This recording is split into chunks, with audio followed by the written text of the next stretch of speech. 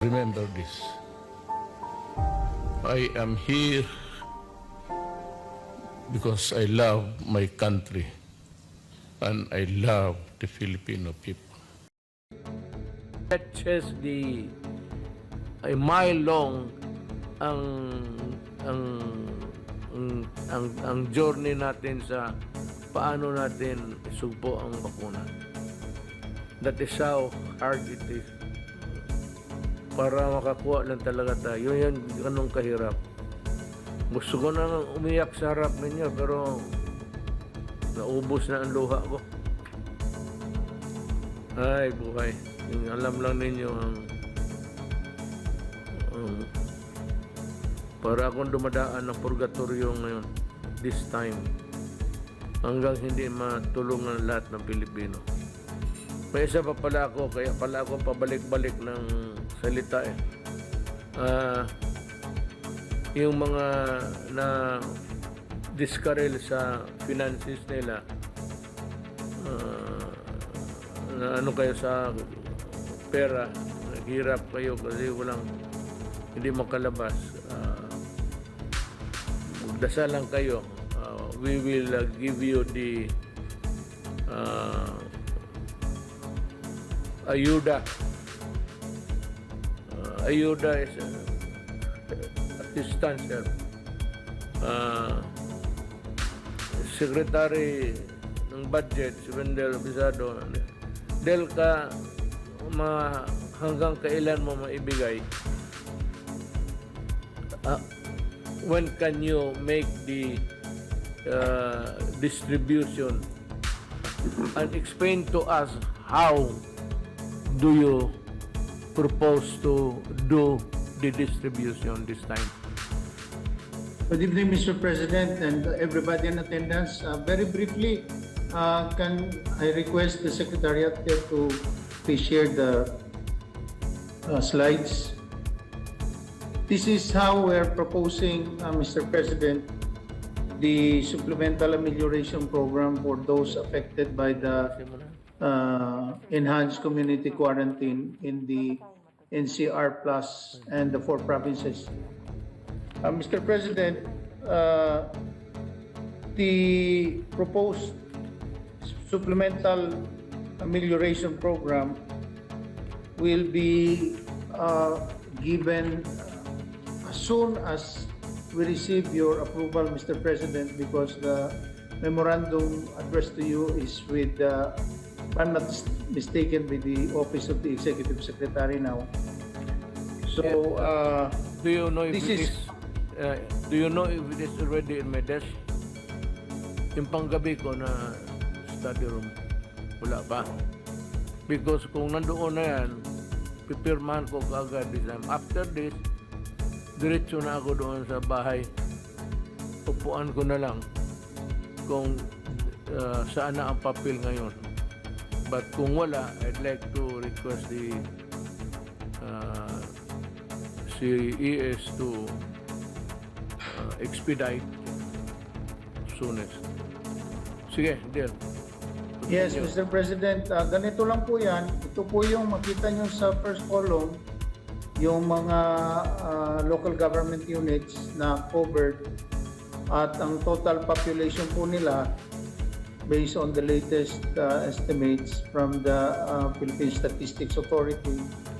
At out of the total population, Mr. President, ang i-cover po natin is at least 80%, no, ng total population.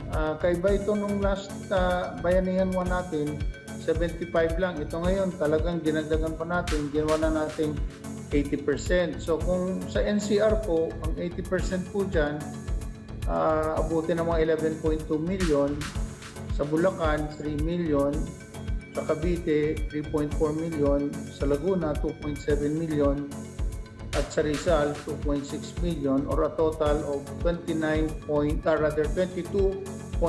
million. Next slide, please. Diretsuhin kita, may pera tayo. Meron, Mr. President. Meron po. Kakaasa po kayo, may pera po tayo. Ito nga po funding source natin, 23 billion po. So makita natin dun sa total kanina, umabot lang ng 22.9. So may natira pa tayong konti sa 23 billion. The balance from the BTR certified sources which will be utilized for this is pursuant to the authority granted to you under Bayanihan 2. Kasi po ang validity ng appropriations ng Bayanihan 2 was extended until June 30 pursuant to RA 11519. So, ganito po ang magiging kalakaran natin sa pagbibigay po ng ayuda. Next slide please. Makita po natin na ang ating ibibigay ay 1,000 pesos per individual and not more than 4,000 per family. Opo. So ang total funding requirement po niyan, kung tagwa 1,000 ay abutin ng 22.9 million. So yan po ang total funding requirement natin. Next slide please. Sa meeting po ng IETF kahapon at in the exigency of the need to provide immediate assistance, ang mga pondo po, once you have approved it, will be released to the LGUs for distribution to affected individuals in kind po, Mr. President, to ensure that food and other non-food requirements are adequately provided. So wala po tayong cash po dito po. We will leave it to the local government units dahil sila naman talaga ang first line of pinupunta ng mga tao na sila po ang mag-allocate nito base po doon sa approval ninyo na at least 1,000 pesos per person. At makakaasa po kayo na once na-aprobahan po ninyo, antimano, mag-i-issue na kaagad kami. Nakahanda na po yung SARO at NCA na i-issue namin sa Bureau of Treasury. Tapos ang Bureau of Treasury naman will in turn download na the funds to the LGUs through their MDEs accounts through Land Bank and or DBP or Philippine Veterans. Depende po kung saan lagay yung kanilang mga MDS account. So, ganito lang po kasimple, Mr. President, ang gagawin natin at makakaasa ang ating mga kababayan na kumikilos po talaga kayo para po mapabot kaagad sa kanila ang ayuda, Mr. President. Let me ask you a question. How sure would we be na dadating talaga doon sa tao na were intended to benefit from this? What I mean is, anong listahan? So, if it's Rodrigo, Duterte, Wendell, Apektado, you get about 100 in kind, pagkain, dilata, bigas, ganon. So, how do you check? Opo, Mr. President. Tulad po nung ginawa natin sa Bayanihan 1, meron po silang requirement ng mga LGUs na kailangan po nakalista lahat yung mga beneficiaries. Tapos po, magsasubmit sila ng report of disbursements and utilization of the funds, kung paano nila ginastos yun, at idadaan po din yan sa COA po kasi lahat po naman yan i-account natin or at first instance sa mga LGUs talaga po ang kailangan na kumilos dito at siguruhin nila na maibibigay nila, kundi mananagot po talaga sila ang mga mayors natin, lalo pa dahil sa kanila po nakasalalay ang madali ang pagbibigay ng ayuda sa kanilang mga nasasakupan, Mr. President. Would the list in the possession of the local government units be the same list that we adopted in the distribution sa Bayanihan? Yes, Mr. President po. Gano'n na lang. Opo. Kung saan tawagin ng mga mayor yung nasa listahan, yun naman talaga yung mga beneficiaries na dapat mabigyan at bigyan. Siya na ang magbigay in kind. Hindi man pera ibigay in kind, pero gamitin nila yung listahan na ginamit ng national government sa Bayanihan 1 para ma-check natin. Eh wala man akong wala akong ibig sabihin na I mean I would concede good faith. Pero alam naman nila pagka ganon down the line, that's what nung yung pantawid na pamigay natin ng pera, I issued a warning, but despite of that, several doon sa baba nagka-litsi-litsi, so demandado sila ngayon. So hindi ko naman sabihin na because itong mga mayor to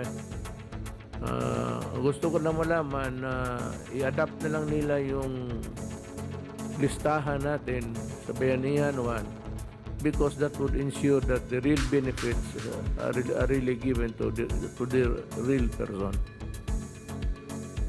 Yes, Mr. President. Ang totohanan po yan, and I expect, lalo pa sa mga mayors, na madadagdagan pa po yan kasi lumalaki din po, lumulobo din po yung mga nasasakupan nila. Subalit, antog na nila, sila naman din ang maghahanap ng paraan na madagdagan pa nila. Right. Kasi mabuti nga na kahit na paano, kahanda po kayo na tulungan sila through the national government at sila naman po, magpapakita sila na nagsisika po sila. At ako naman naniniwala sa ating mga local chief executives na gagawin po nila lahat para po masiguro na susundin nila yung pamantayan ng pagbibigay ng ayuda at yung corresponding report na gagawin nila po sa atin, dahil po i-report po natin yan at dadaan po sa COA yan. At sinabi niya na nga po ninyo, hindi pwedeng maglukuhan dito dahil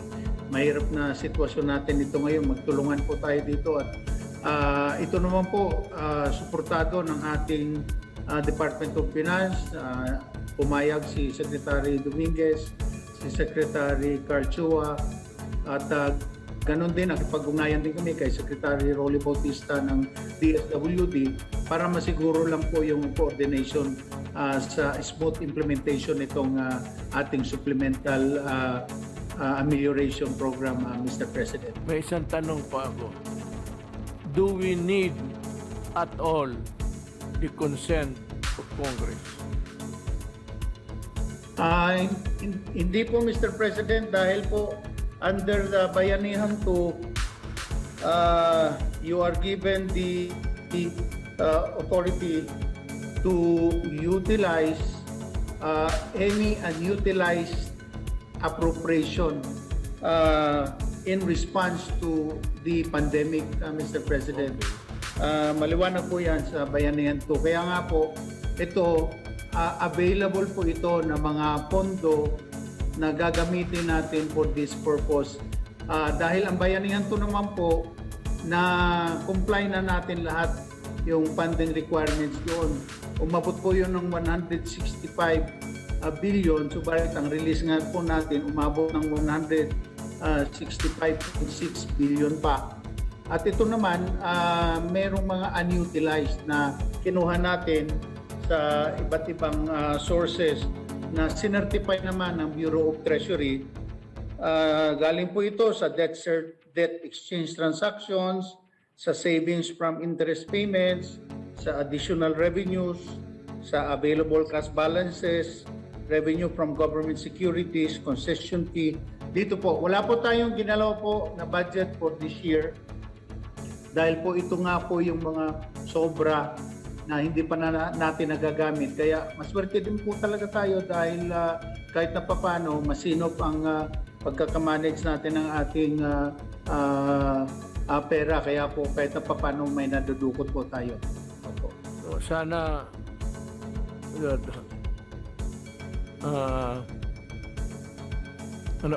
ano ba tayo ngayon?